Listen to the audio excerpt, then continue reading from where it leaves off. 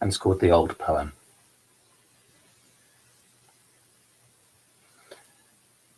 And I unfold the paper. Cracks on the air, yellow as skin. Bunch my eyes to read, and pull from its lodge your voice, sound as a bear, to quiver the words once more to my ear. What leaps they make, circles growing, flares in the night, as fresh as perennial roses on an antique stem. They carry the light of an ancient morning in a young hand. But who they speak of, and when, the lines are fewer than mine, and praise given then of a single eve beneath a certain moon, and we entwined, a single pulse in a lifetime of heartbeats. Shall these words stand here forever, for love lost in moments, lost in a moment together?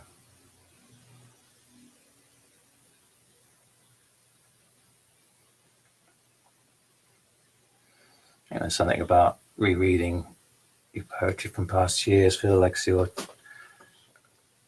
reliving a moment.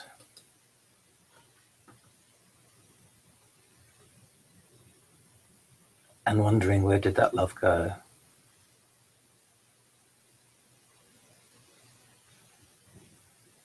So perhaps this next one would be nice to hear.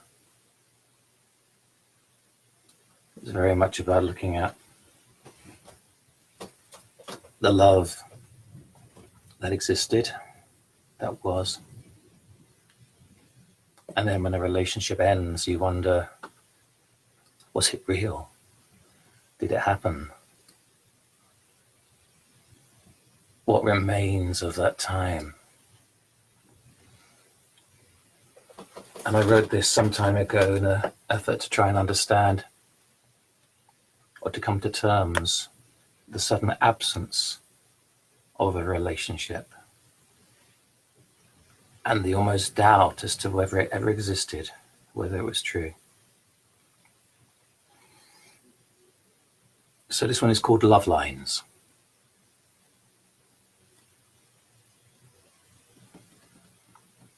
Lovelines incised in the side of my hand. The palm reader's art reveals one to be you. Well, if it be so, then you have been here, a crease in my skin, since first it clothed me. If it be so, and you were foretold by a fold layers deep, then still you remain, more real than time, as I grow around you, carved in my grip since before I knew when, since before my heart first learned how to love and then forget. Though I could not grasp you, walking together, my line in your hand held your line in mine. And no scratch or tear, for I can't dig you out, will ever be so fixed as that line in my palm, the deepest, longest.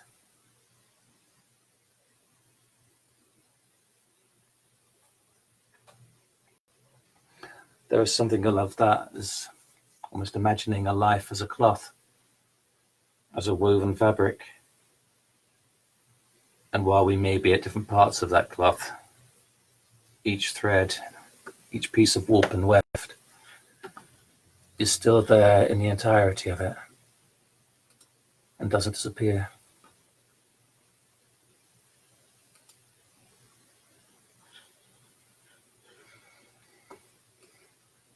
And perhaps that allows a reflection upon what was, as it's still being what is, seen from a distance.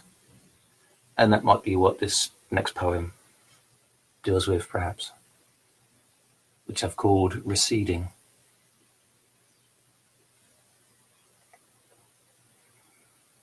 As I fall backwards, and perhaps this is coincidence, I see the thing I missed. See it in someone I find I love, crossing the room to greet me out of the entire universe. See it in years outlasting bone, spent with consent. It is my life and it is your life. See it in the space we did not see as a thing. This space is a thing, and so is silent understanding. See it always as something receding, at what was too close to see when I was pushing up against, seen only in parting. I would have you to tell you what could not be told, except with distance and with silence.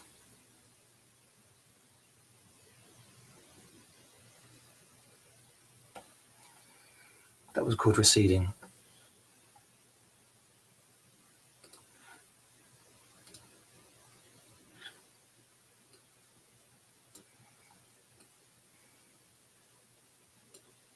Because there is a great sorrow, a certain sorrow, at finding what was so close, so intimate, so immediate, somehow being lost, and needing to trust that it is not lost, that it was in that moment, and in that moment it remains, and in that moment it is as true and as intense as it ever was. But this one is about the fear of it going for good, called Spilling. Spilling. This is precious, but it leaks from my hands, even cupped. Will you fetch something that will keep it safe? I cannot hold my fingers tight enough. It is spilling through the pores, traveling the cracks, running all away.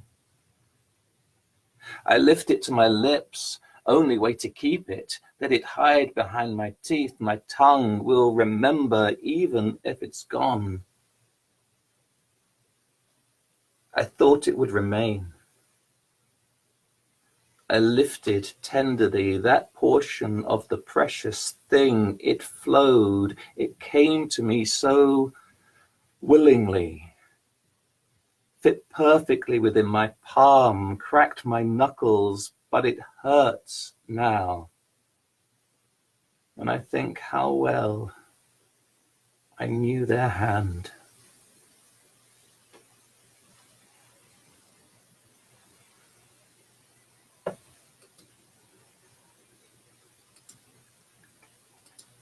I've picked out 3 more to do this afternoon.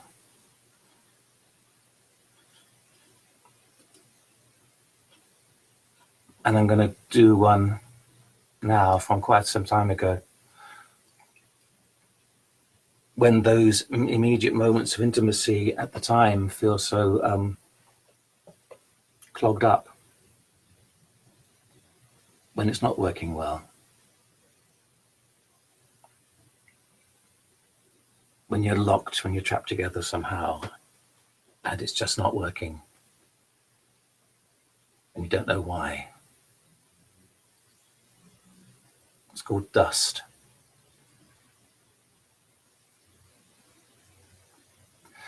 The dust settled, soft as fingertips, finding a chokehold, unfelt like a missile. over our lips, our lenses, lungs coated to keep out the air. You on I, you on I, and I everywhere. You opened the windows, hoovered, smeared misty sheen, collected us both. Whilst hiding behind the tiniest motes, I feigned invisibility, glared at the beams, sunlight on our skin left floating, specks secreting to my mass and gravity, driftwood corpses washed up on a murder scene. Hung before my eyes, flung into the skies, the passing of you and I, in silence,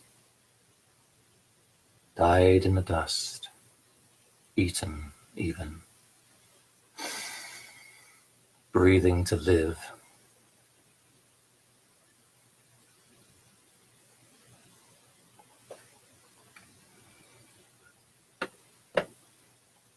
Why such a situation would come about, I don't know, but it does, doesn't it?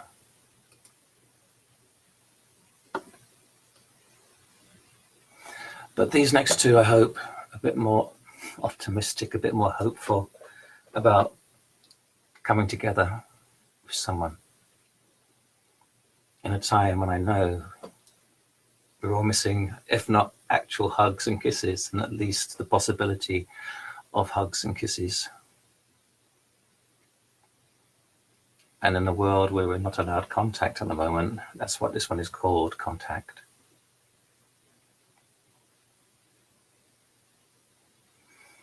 Now we are come into this dark room. I can find no boundary here but your hand in mine. We could be hanging in sky, there being nowhere to fall. Our touch is the only gravity. Ah, yes, the ground is the other feeling underneath our feet, every other sense stripped, each our own ground. I would like to find your other hand. It might be floating in space. What if I touched somewhere else in mistake? I touch two hands to your one, gently. It is me, 5 fingers held in my 10. I never knew they were this beautiful. There. Your other hand has found us. Our grip loosens now, we know where we are. Exploring knuckles, palms, fingertips, and then you're guiding my hand through space, through the dark, to your face, your lips. There is something in the dark just went boom, softly. I think you felt its echo in my blood flow. And in the quiet between pulses, I can now feel the radiation from your warm and thicker darkness, fed by breath through my fingers. Gravity again of 2 black stars drawing close, heavy head of mine moving through a night closer to you, tender approach. I know how to find you, but not where you start. Infinitesimal invitations, one to another, to one to another, until contact. Soft pressure touches onto soft pressure, cushions, breath in the same place, night flowers, black star becomes sun. Now we are come to this bright, bright room. I can find no boundary here, but your lips on mine.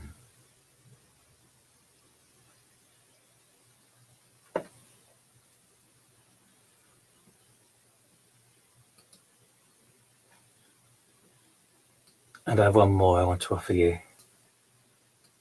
for this afternoon.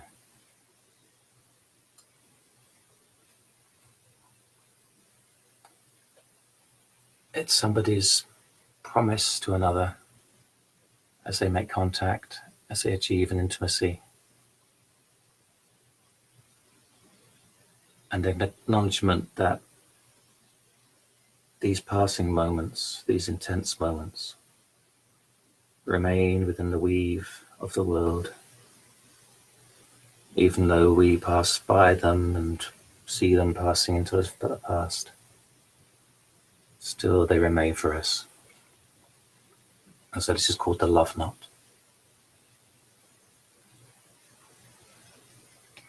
See, beloved, how I scratch my nail on the side of your hand, push my knuck into the deep of your palm, spread your fingers to kiss the smile inside, wrap my fist around your thumb, as I bend my brow to press your cheek, clothe my ear to meet your breath, as I lay my tongue neat next to yours, set my hungry teeth amongst your teeth,